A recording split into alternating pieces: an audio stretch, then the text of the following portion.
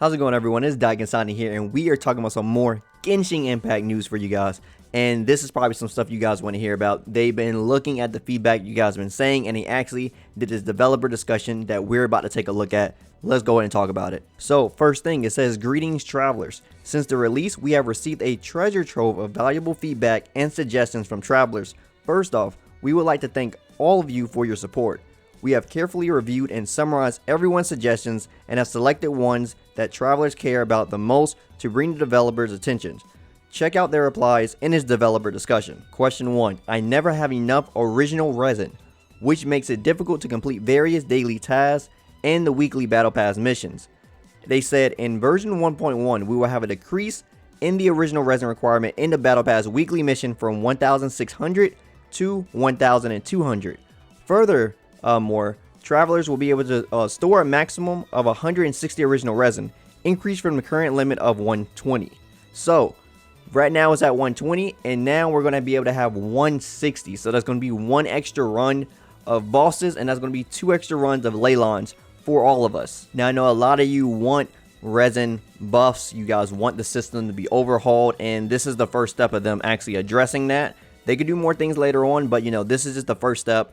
They're going to see how this works out. How do people take this? And maybe we'll see more things in the future. Of course, a lot of you guys are talking about your personal suggestions to them, and they are looking at everything. That's why they even have like the thing inside the Discord, and that's why some of the mods in there are saying they are actually reviewing all the feedback they're getting. So this is a company that listens. This is the first iteration of the game. They want to make changes. They want to make people happy. Just keep that in mind. And yeah, let's keep talking about the questions. Question 2. I want to change the keybinding/controller setup.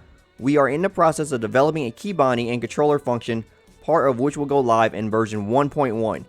We're firing on all cylinders to complete the remaining functionality, which will become available to players in a later version. So, the first beta phase of the keybinding for Genshin Impact is going to be coming soon. I know a lot of you guys want to be able to change how you actually play the games. You guys want to have full customization of your options as far as like how you play the game, and that's not available to you, especially for you PC and controller players. Now, this doesn't go for anything for as like, I know some people want to use controllers for like their mobile version. I don't still think that's a thing. Maybe that'll be something they'll probably address in the future. I know some people have inquired about something like that, but for right now, we're finally getting keybinding. They said it's going to be, the first version of it, and we'll be seeing more functionality of it in the later version. So definitely, players, if you want to give personal feedback, definitely always give them feedback. Try it out for yourself, see how it is, give them feedback so they can actually make it better in the later versions of this keybinding. Question 3. I wish there were more ways to filter artifacts.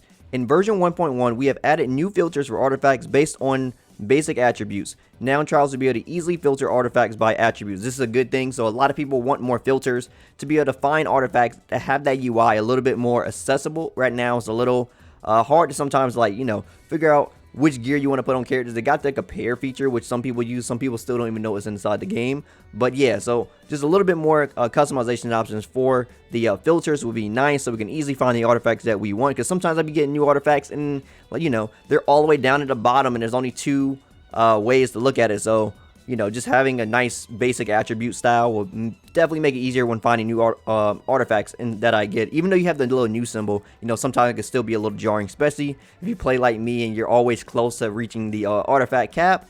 It can be hard to try to find some of those artifacts. Traversing the game world is time consuming. I want to be able to set my own waypoints for areas that I frequently visit.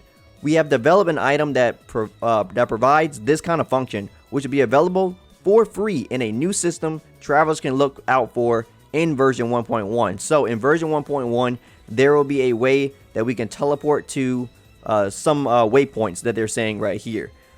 In question 5, they're saying it's annoying to have to select equip artifacts and weapons to find out which characters have them equipped. In version 1.1, small character avatars will appear next to icons of equip artifacts and weapons, allowing travelers to know exactly which characters have which artifacts and weapon equips at a glance. So this is going to be a good way. So inside of the system, when you see like your weapons and stuff like that, when you're just looking through your catalog of like all the artifacts you got, they'll be telling you like what's equipped. They already something like that, but it's going to be a better UI version of it now. That's going to be a little bit more accessible and readable to all players alike. So that's also a very good thing. I'm definitely glad that it is making quality of life changes to the game to make things more accessible, more easier to find for players. That's always a good thing, improving upon the systems that they already have in place. Now, this is just a developer's Q&A question, but it's a bit of an interesting one that I actually didn't ever think about myself. But yeah, let's go ahead and read it. So it says, how is damage calculated when I have more than one shield, and which shield sustains damage first? It says, in practice, when a character is hit, the damage sustained will affect every active shield simultaneously. After the damage is calculated, if the character has shield remaining, the character themselves will not take damage. So of course, when you have a shield, you just don't take damage. So let's say you are using the character Beto with both her Tide Caller active at 100 and Noelle's breastplate at 20. If a monster deals 10 damage to Beto, Tide Caller now has 9 remaining and breastplate now has 10 remaining. So they both take damage. That's what you're saying. Both take damage simultaneously. Beto does not take damage. Alternatively, if a monster deals 50 damage to Beto, Tide Caller now has 50 remaining, whereas breastplate has been exalted and destroyed. Beto does not take damage. If a monster deals 110 damage to Beto, both shields are exalted and destroyed, while Beto takes the excess 10 damage. So both takes damage. I know some people want the calculation to probably be a little bit different than that. After hearing it, people will probably want, hey, why couldn't it be like, okay, it just calculates as like 120 altogether or something like that, and then like it just takes away from that. That'll probably be a little bit better. So it sounds kind of pointless to have both shields up, considering that they both take damage. Or it could just simply be like, they could have it in a hierarchy system where they gave the example of you have 100 right here and then 20, and then you take 10 damage. They say, okay, we'll take from the lowest possible shield first and then go to the highest. So then only Noelle's take 10 damage. I guess that could be good too. You can have it like that depending on how they want to do it. But I understand the example. But I don't know. How do you guys feel about the shield? Do you guys want it to be changed, or you think this is do you like this way better? Let's keep going though. It says, please note, the above example does not take into account damage reduction or absorption effects enhanced of any kind. So what's the thinking behind this? Let's invite one of the developers to give us the lowdown on the thought process behind shield design. Using elemental reactions during combat in Genshin Impact's fundamental combo strategy. Of course, they really wanted to make elemental combinations like the forefront of what this game is all about. That's like what makes this game unique. Building on this aspect of gameplay is the tactic of using elemental shields to absorb damage of the same element. The mechanic we designed, whereby characters' defensive shields have 250% absorption effectiveness against elemental damage of the same type, is likewise based on aforementioned consideration. In one respect, our design not to employ stackable shields, and our design was to avoid the need for players to acquire many shield type characters. This would have had a negative effect on the diverse party tactics that we hope to see. Of course, retaining one or two types of elemental shields is also a perfectly valid strategy against complex elemental damage, and this can also be achieved rather easily through the crystallization reaction. Well, this marks the end of developer discussions. Now to get back to working on those updates. So this is a very good thing, and I'm glad they did this. I hope this becomes a norm. I really like when developers do these things called developer notes, where we get an inside look of what they're working on, and they answer questions and concerns about how things are going within the game. Sometimes they show the process of things that they make, and sometimes they answer questions and we get a look inside of their heads as to why certain aspects of the game are the way they are. Why do they think this is okay? Why do they think this is not okay, and stuff like this. So I really like this idea of these notes. What do you guys think? Do you guys want to see more of these? I hope they definitely do more.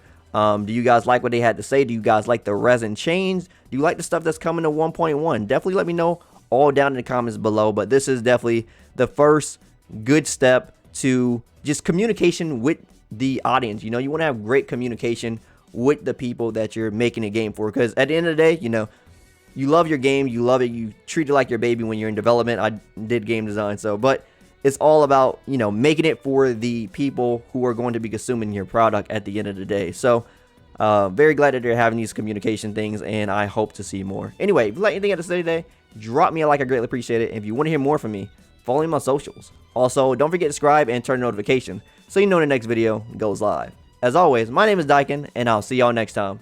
Signing out.